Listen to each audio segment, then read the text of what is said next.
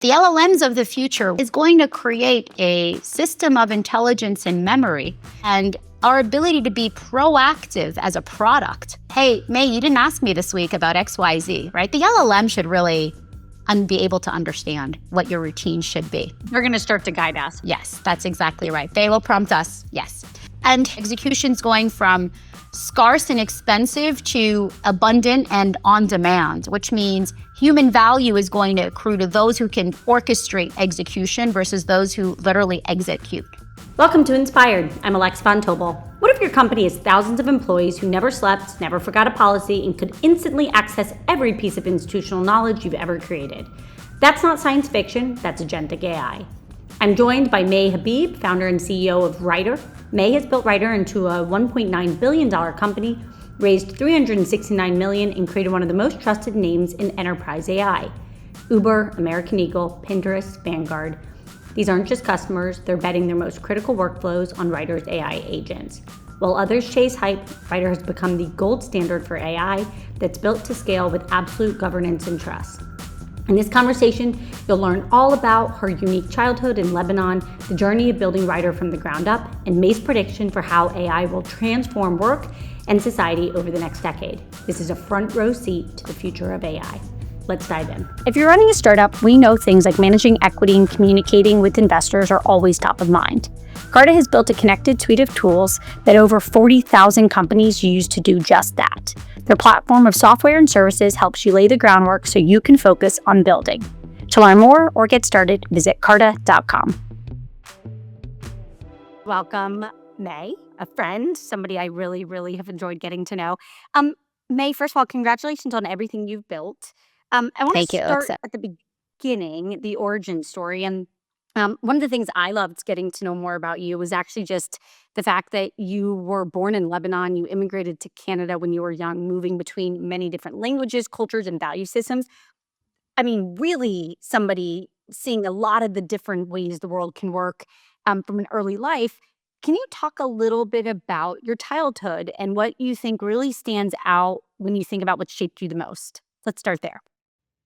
Yeah, I was the oldest of eight in a family that is very extended and very close. So it's funny raising two kids with my husband now who did not grow up this way. You know, chaos was kind of the norm. And I think being able to, hold your own voice and your own thread really amongst, not just a lot of action, but a lot of conflicting advice and value systems, as you said. I think I learned to, stick to my guns and just have conviction and follow the beat of my own drum, as they say, from an early age, right? Because there were so many influences, there were so many people, all with a lot of ideas about how I should spend my life and, what being a good girl was and meant.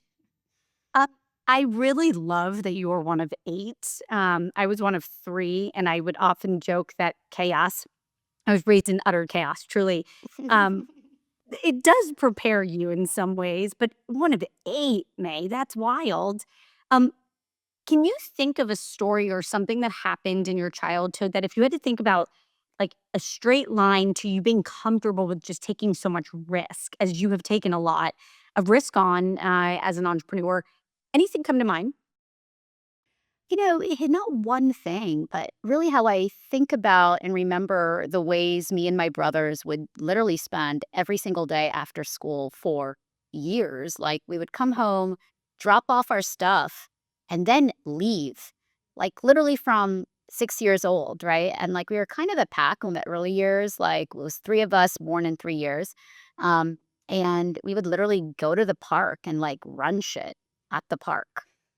you know and like organized games and Olympics. And there were like multi-day events where like people were on teams and people had points and like people had to kind of do what we said. I mean, we weren't bullies at all. Like this was fun. People were excited to like come and like hang out with us and play our games. And then, we had to come home when the street lights came on. That was like our cue. That's what our mom wanted us to do. And yeah, I just like spent years with really a lot of freedom and, growing up in a Lebanese village. I mean, literally, like, from the time I could walk, I would just leave the house and roam, and it's funny now raising kids and, like, we both have young children, like, these kids are, like, air tagged to the hilt. I don't let them go to the bathroom, and it's just so funny that, like, we're entrepreneurs and take so much risk in our life, and, I bet a lot of it has to do with just how much freedom we had. They are air tagged to the tilt. Their air tags are air tagged. Um, you and I were fortunate both to, spend time at Harvard, and you actually worked on the Crimson. You've always been somebody so interested in languages. You literally combined economics and Near Eastern languages and civilizations as what you focused on, and then you spent time at the Crimson. Talk a little bit about your love of language. I mean, it sort of feels obvious that you build writer when you know so many facts about your childhood. Yeah, it is fun to really feel like in so many ways I've been working on the same things my whole life. Um, and it's hilarious to actually like, I don't draw a straight line to it, but I spent so many nights at the Crimson, literally like 4 or 5 in the morning. And what did you do as an editor? You literally took a red pen and you had like the Crimson style guide on your desk and you like redlined, like mistakes.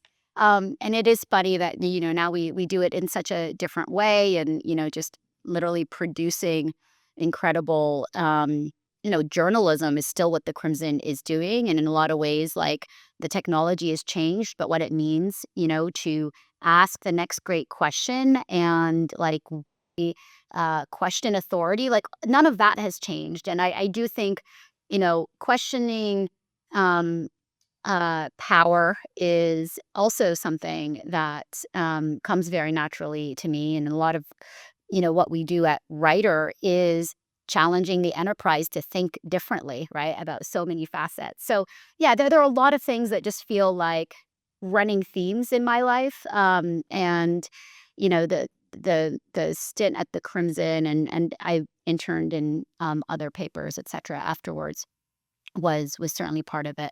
And then the threat of language, I'd spoken about this before, everyone in our household spoke Arabic. The Arabic is my native language.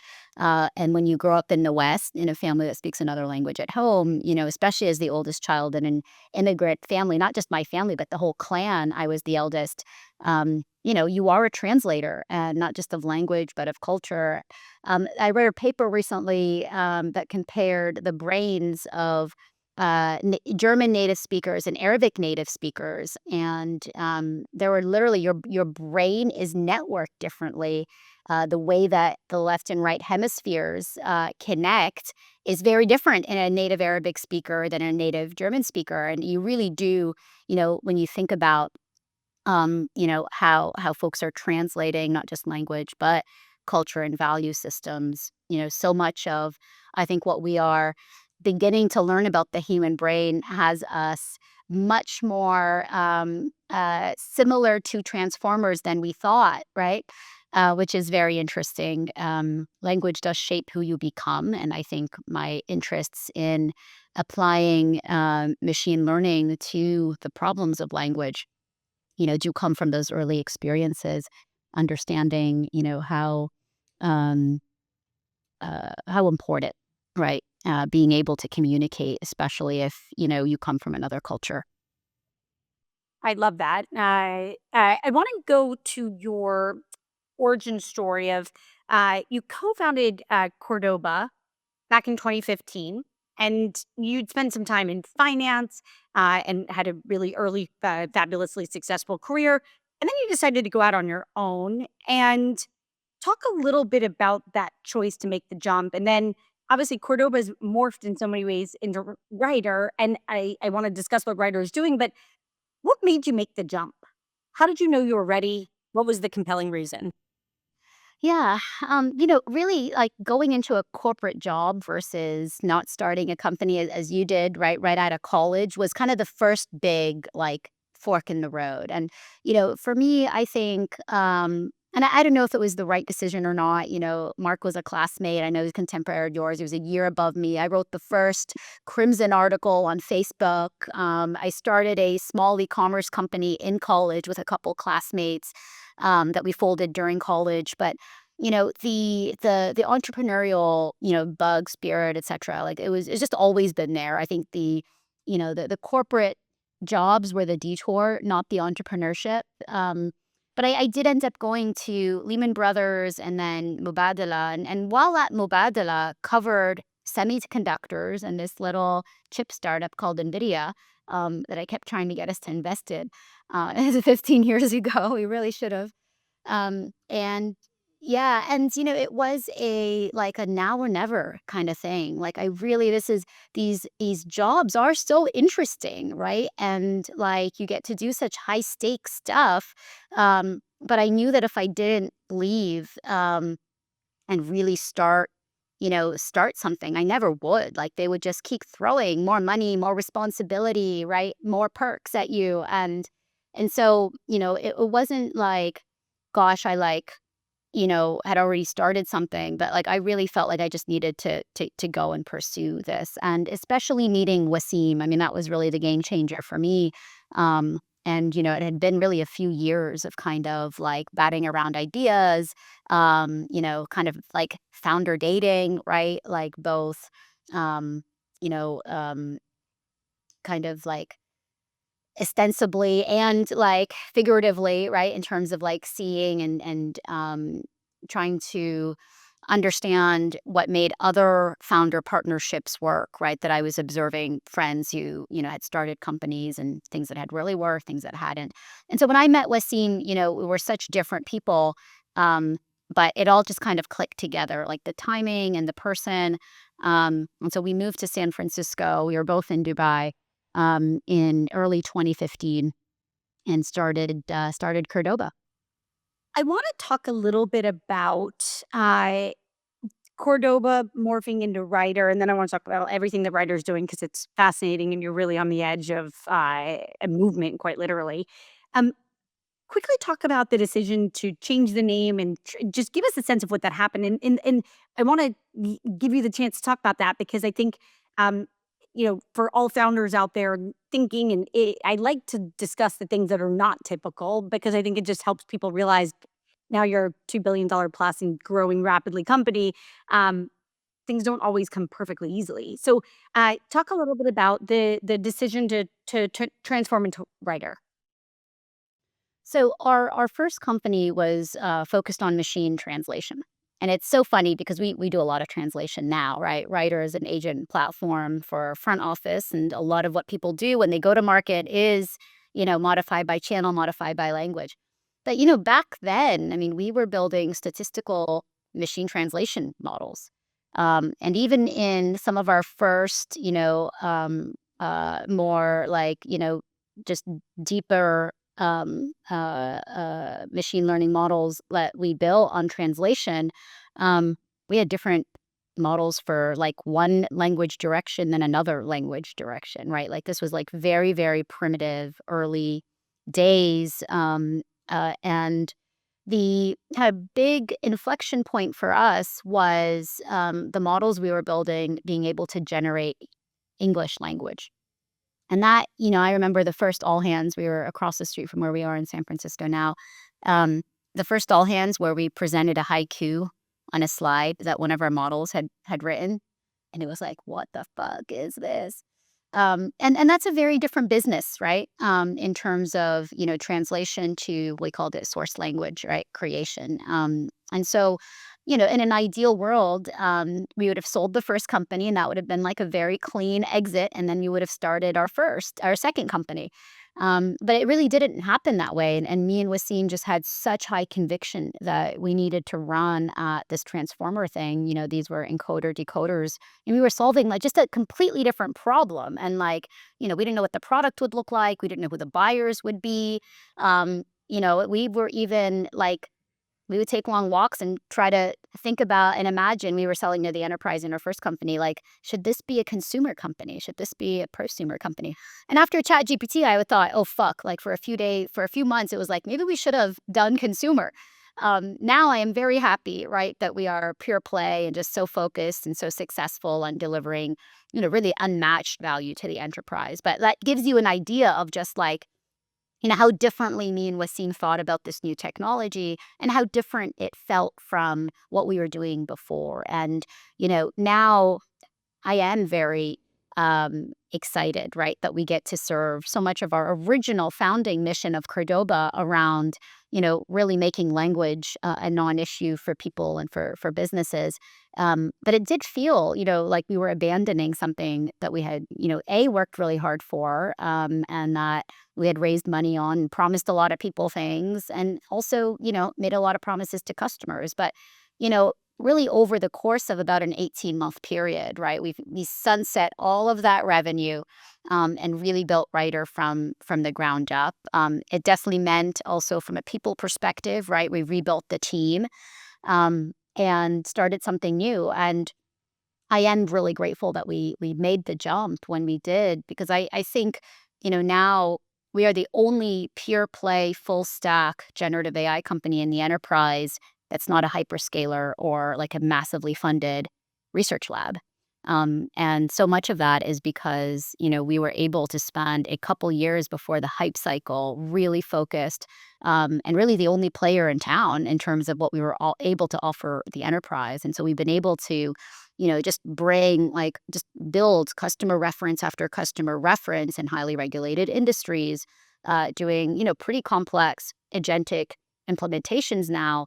But it's a 5-year history of being able to serve the enterprise with AI. And it was a tough transition. It was definitely a tough first year or two in terms of like just the eating glass pain of transitioning customers and humans right out of the business. But by early 21, right, we had really found our way as writer and raised that first kind of big round in the fall of 2021, just as like generative AI was becoming a thing.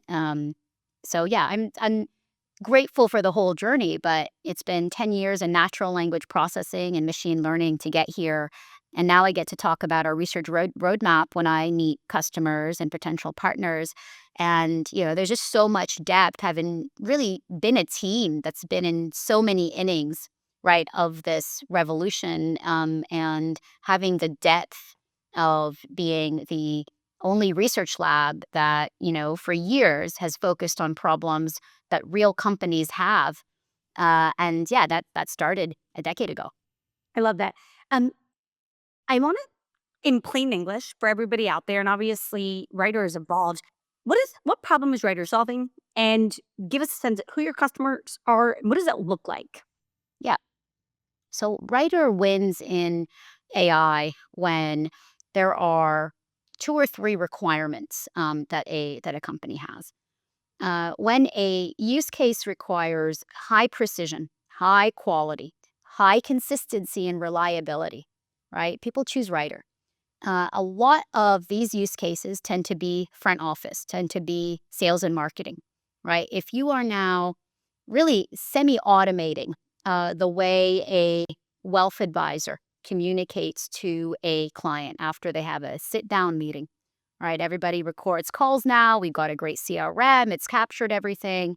But really being able to understand, what does Alexa need? What are Alexa's financial goals? How do I bring, the best of what I know about Alexa with really what my organization knows about Alexa, right? A lot of what we do is make explicit what the organization knows implicitly but doesn't apply consistently. And the thing with other AI tools is you can go ask Copilot or ChatGPT, you know, the same question asked 50 different ways by 50 different people, and you will get, 48 or 49 slightly different answers. And that's just not, that doesn't pass the bar, right, in these regulated industries. And so in healthcare, in financial services, in CPG, there are millions of use cases like this, right? Micro use cases, but they all really ladder up to better, high-end customer support, customer service. They all ladder up into making relationship selling much more productive, much more consistent, better user outcomes, better company outcomes. And so much of the front office is really calcified into these systems of record that don't talk to each other and produce like pretty rigid business rules. But so much of this type of selling is dependent on unstructured information, Yep. unstructured know how, right? And the beauty of agentic AI is it's really good at the unstructured.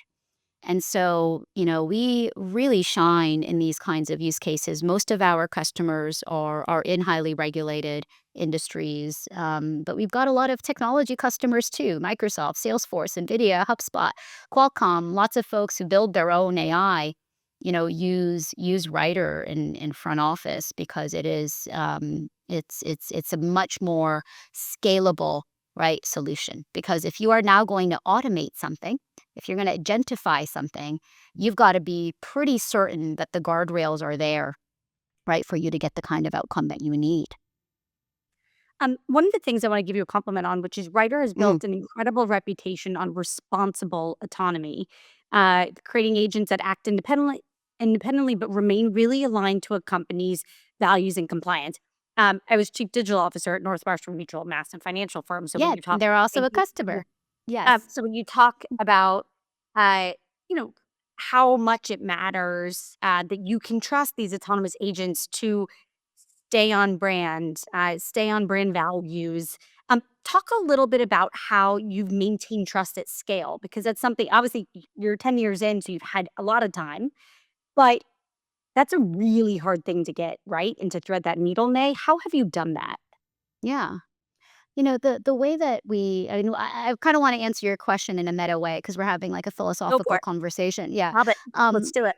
Like a lot of the trust we build is by not trying to do anything else other than make these customers successful, right? If you look at the hyperscalers, you know, they're really trying to sell compute. And the labs have become full stack, but they're really still LLM API companies. Our ability to go in and say, we are the only full stack player that is not trying to do anything else means we can say, look, this 10-step process that you have to do this thing doesn't make sense anymore. We're not going to just shift and lift it to AI. It really should look more like 3 steps, right? And a lot of that is really questioning the assumptions around business process and org design and the Totally. calcification of Totally. legacy systems, right? And so think of the question you just asked around brand and compliance. We can bake that in from the very first draft, but your compliance officer has to be game, right? Your brand team that may actually report to a different leader than digital, we see that all the time, right, has to be able to sit at the same. And so, our technology forces a conversation because it is built in a way that agentically all the systems are talking to each other now, right? Like these silos don't exist in writer. In natural language, you can get the guardrails to talk to the best practices, to talk to the customer data, to talk to the brand brain, which means people need to now make decisions on how to operate more effectively and really get on the same page as to their goals. And I think the way we've built trust over time is to really never be selling anything beyond that, and to challenge the customer the way that we challenge ourselves. Sometimes our account teams are like, May, did you just kind of like yell at a customer? I'm like, no, that's not yelling. I promise you they appreciate it. And the customer does come back and say, thank you for challenging me. Like I kind of needed that kick in the pants. And we do like that's we ask people to really question their assumptions. Like what assumptions about your industry do you take for law that actually aren't? And we are looking for radical partners, right? People who are really willing to rethink their business, reinvent around AI versus sprinkle a little on top.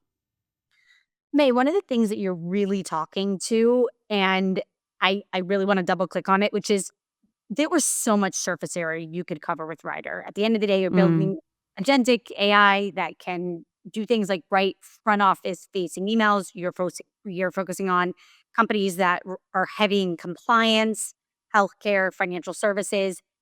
That's a lot of surface area already. And one of the things you just said, which is that you guys have been maniacally focused about doing nothing other than that. And you even talked about some of these big companies, the very successful ones, are calcified, and their technology in many cases are decades old. 50 Mm. years, 75 years, 100 years, Northwestern Mutual, 160 years. Um,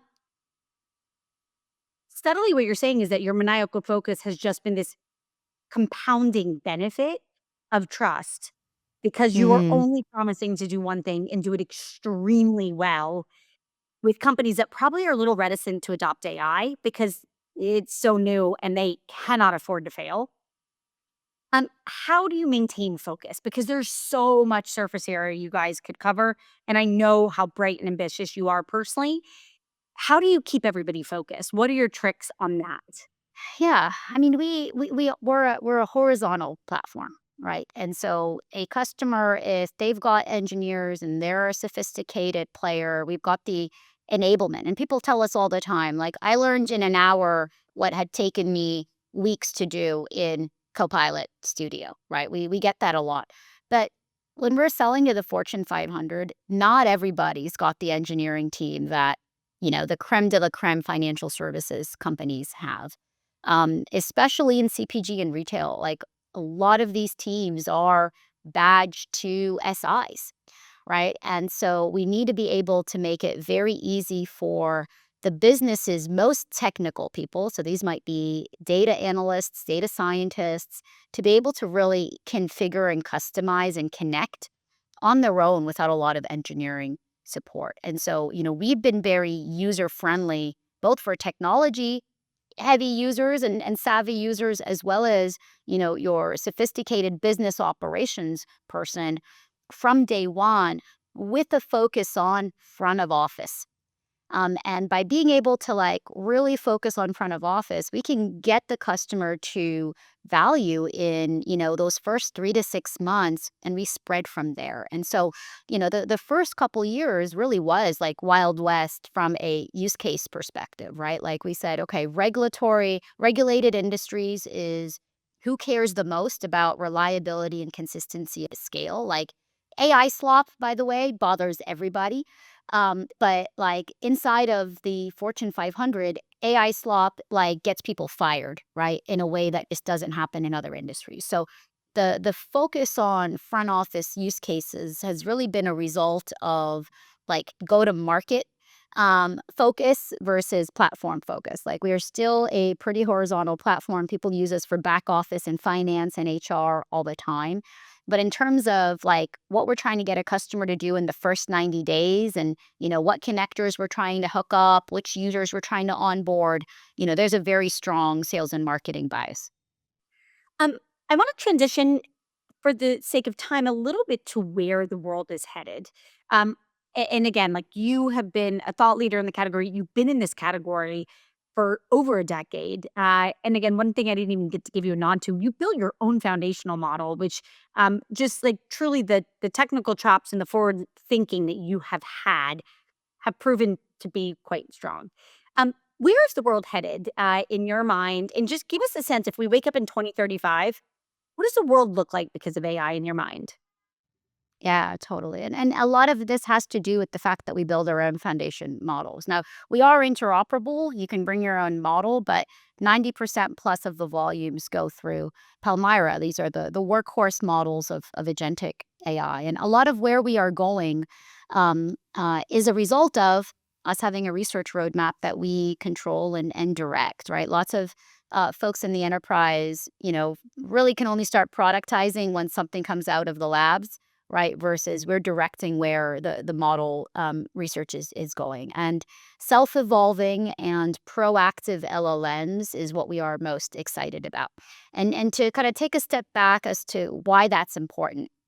Right now, when you think about everything that we're doing, the SaaS world of the last 20 or 30 years, the data was the intelligence because the know-how was configured, pre-configured in these systems via workflows and how the data connected together, right? That's how we take unstructured data and make it structured.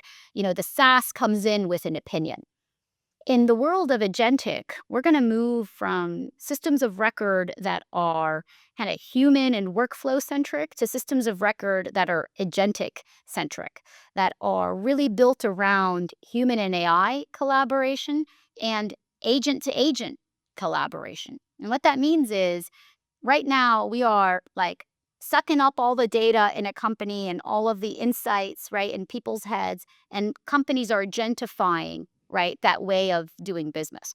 Well, the next era of models are going to be able to suck up for a Northwestern Mutual all the ambient intelligence that the agents create while interacting with humans and interacting with each other. And I'll give you an example. In Writer today, if I'm using our Gong connector, right, and I say, and I do these kinds of things all the time, what people who are new to Writer had their first high level executive calls this week, right? And I look at it and then I send notes from me and Wasim, right, thanking them, congratulating them. They just had their first big call. Like I note something that they did in the call, etc. Right. And that's all literally like 3 prompts in Writer. I can control all of that.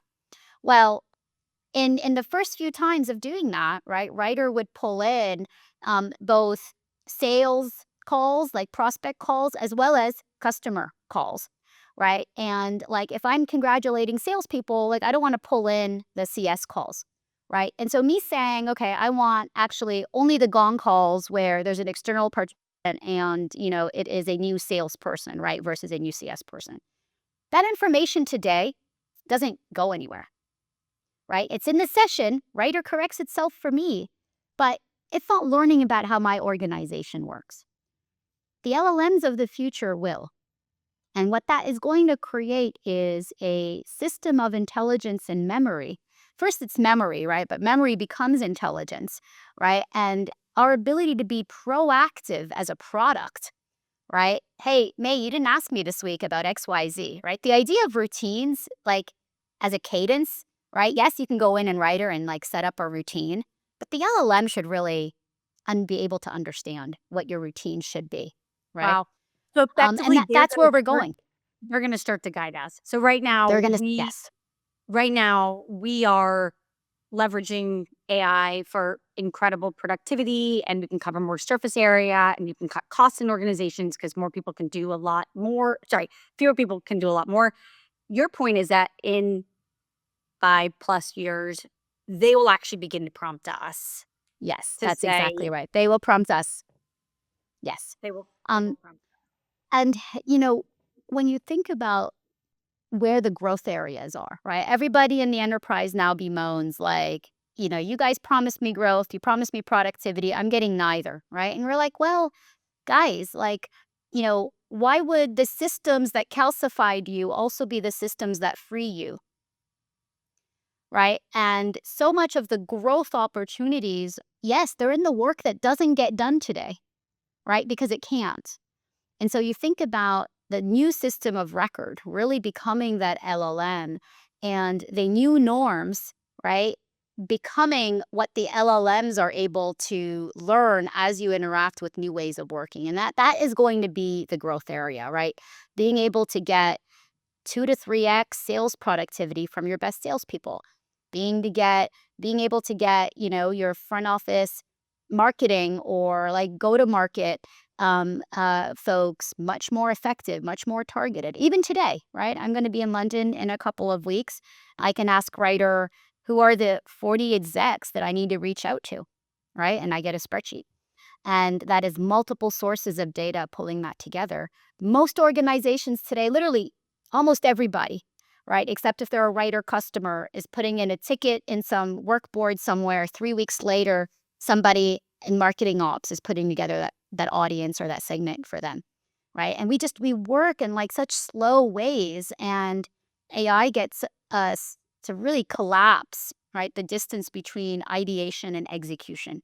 But you got to be an organization that's like flat enough and fast enough to be able to take advantage of the tech and It's why when we are in market, like we're on the lookout for radical business executives, right? Because IT is amazing, but IT is an enabler. IT is not going to look at these calcified workflows and say, okay, like this is what needs to change end to end. They're going to give us the tools, right? And some of those tools will be writer, but we really need to inspire business leaders to change the way they operate.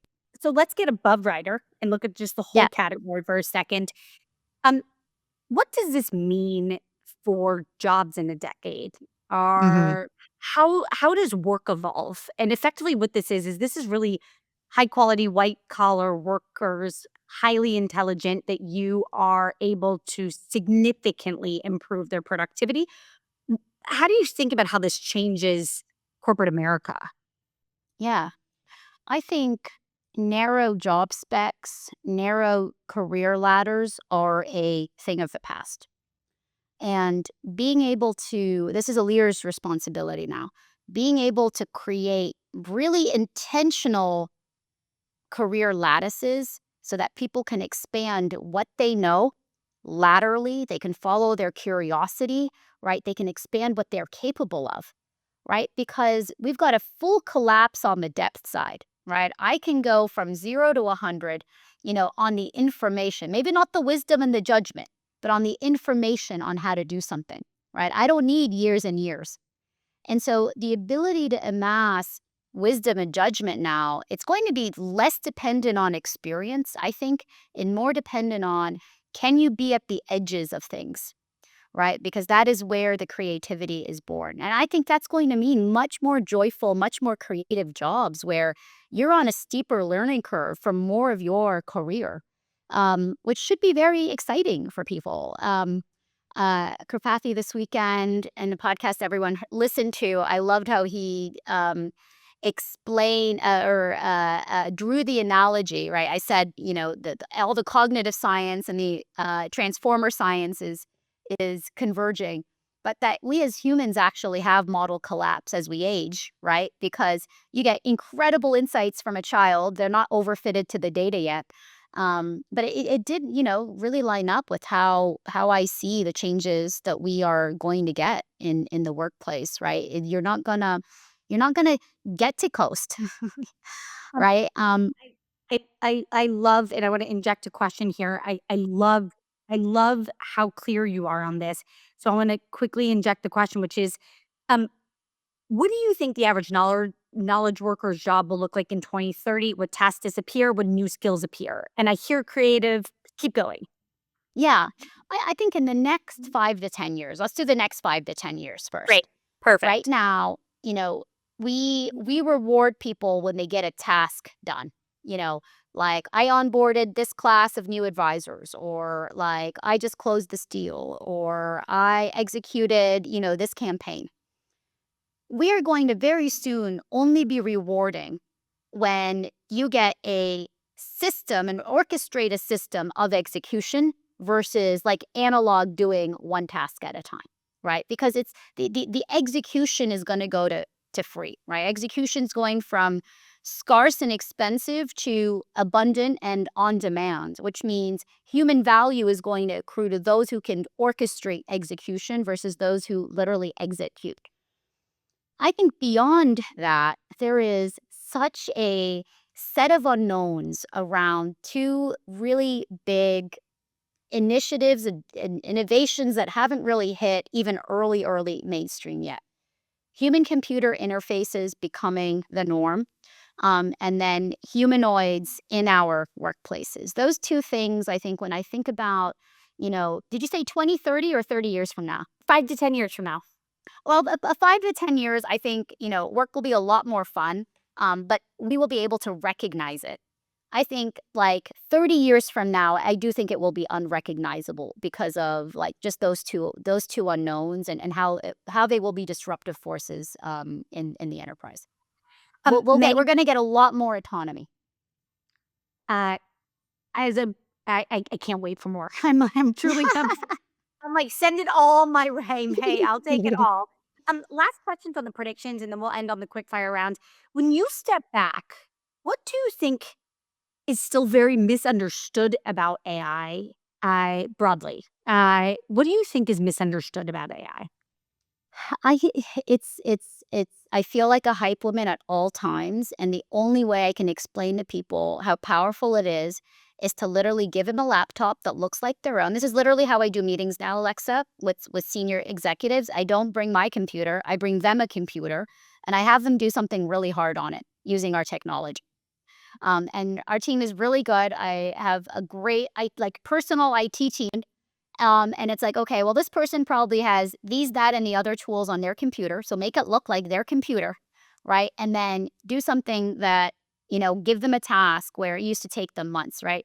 Hey, chief credit officer of XX, you're writing a credit memo right now, right? And it's just so shocking to them that it's excellent, that it's good, right? That they can trust it, that they can source it and cite it, that they can change it, that they can interact with it, that the agent that talks back to them is fucking smart, right? And that's so different than most people's initial interactions, right, with ChatGPT. And I love ChatGPT, but we're all having like a daily conversation with it on our phones about our health, about our kids, etc.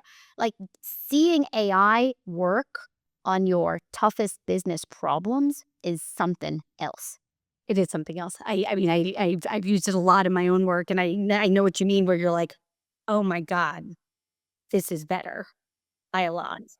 Um, I I want to quickly move to the quick fire round of just a few things. We're going to start with what is the in what May and everybody listening. One of the things I love about May is like we when we first met, we went deep on kids, and like we just mind melded quickly. We very much think a lot of the same ways.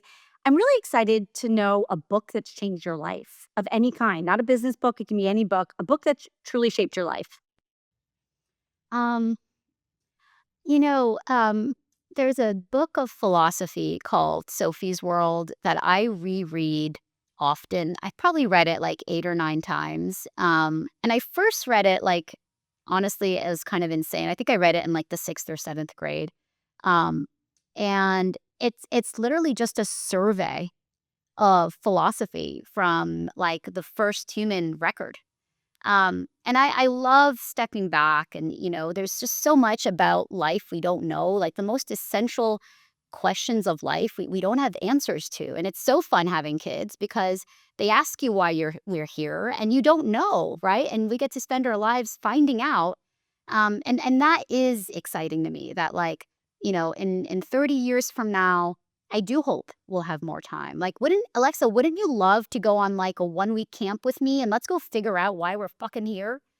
Yes, Right? I would Like love. maybe I being coach. we might be able to spend more of our lives doing those kinds of things. I'm also very excited about um, having more time to become experts at things, right? So much of what's great about AI is you have this teacher in your pocket, you have a professor in your pocket, you have the world's greatest experts in your pocket. But we do need time to take advantage of that. So, I spent my childhood reading, no surprise, and I'd love to do more of my adulthood and spend more of my adulthood reading too. Amen. Um, uh, AI bubble, yes or no? Quick No. answer. Good. I was like, I had a feeling. Um, what is a mantra or a phrase that kind of runs in your brain regularly? Kind of a mantra you live by. Forward. In on the tough days, literally, I don't know why. It's just like I get a like it's my brain beats to that drum. Forward, forward, forward, right? It's funny. I used to sign every email onwards and upwards, and to your point of you just sometimes you win because you just keep going. Um, how do you manage stress? What is a trick to manage a lot of stress? Because you definitely have a lot of stress. What's how do you manage it? That's a good. And then what is one thing right now outside of writer that you are paying attention to with technology? Something you're excited about, you're curious about, something that is really piquing your attention. Yeah, HCI. I'm really excited about it. One of my earliest fun interactions with Wasim as we were trying to figure out how to work together. There's still a picture of us with this. I'm like hooked up to his like Raspberry Pi, and he's like reading my brainwaves right through programs that he wrote. So it's something that we're both very excited and interested in. And I feel like I'm not done, Alexa, as an entrepreneur until I can like review my emails in the shower and send them. All right. I can't wait for your next company, and I will be your first investor. I will put you down, and I will be there. Hey, it has just been such a pleasure to get to know you better. We are rooting for you in every way. Thank Everybody out you. there, if you have not already checked out Ryder, please do. If you are running a company of any kind, please reach out to Ryder. And just May know we're all rooting for you. Thank you so much for your time Thank you, today. We're so Alexa. grateful. Thank you so much. Thank you all so much for tuning in today. If you enjoyed the episode, please rate, review, subscribe, and we'll be back again with another episode of Inspired with Alexa on Table. Thank you.